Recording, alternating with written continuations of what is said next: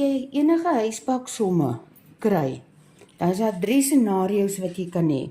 Een is 'n konstante snelheid, of die voorwerp of die huisbak versnel opwaarts, of die huisbak versnel afwaarts.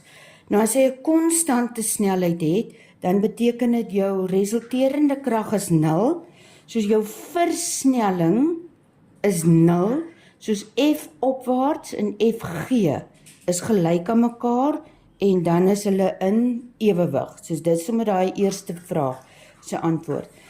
Dan, as jy die voorwerp het, as die huisbak opwaarts versnel, die kragte wat op die huisbak uitgeoefen word, is mos nou sy Fg afwaarts, wat Mg is, en dan het jy 'n toegepaste krag opwaarts, maar in die toegepaste krag bestaan uit die resulterende krag plus 'n gedeelte wat hierdie Fg gaan uitkanseleer.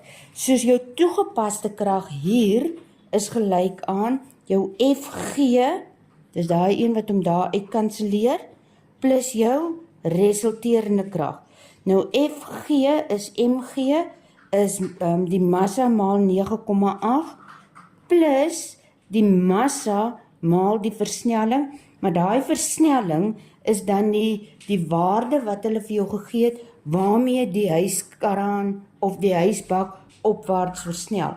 Soos om jou toegepaste krag, dit met ander woorde, dit gaan daai krag in die kabel wees, om dit uit te werk, het jy dan die massa maal met 9,8 plus die versnelling wat hulle vir jou gegee het, want hulle wil die totale spanning of die krag in die tou hê, dit is daar in die kabel, dit is daai toegepaste krag.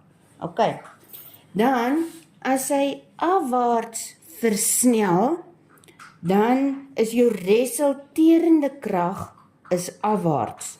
Soos hier toe kom geteken, jy het nog steeds vir Fg wat af is, jou resulterende krag moet ook afwaarts wees, maar dan gaan jou toegepaste krag moet opwaarts wees. En sien jy, daar is jou resulterende krag en daar is jou hele Fg.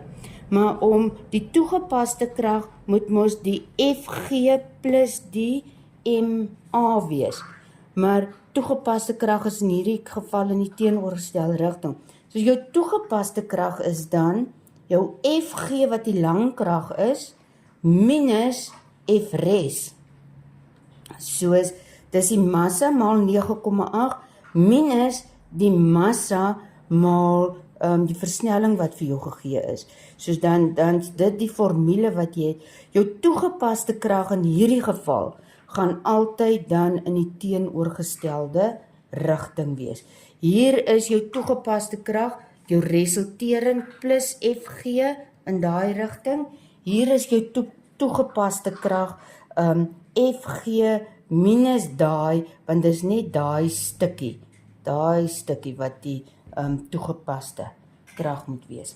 Soos ek hoop jy verstaan hom. Soos by die afwaarts gaan jy dit altyd aftrek, by die opwaarts gaan jy dit altyd by plus.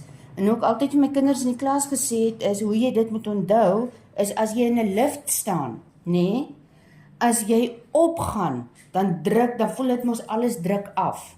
Soos jou versnelling neem toe, die toegepaste krag is groter. As jy afgaan in 'n lift, dan voel dit mos alles bly sit bo, jy voel mos so lekker lig. Dan beteken dit jou toegepaste krag is kleiner. Soos dan moet jy die twee aftrek van mekaar.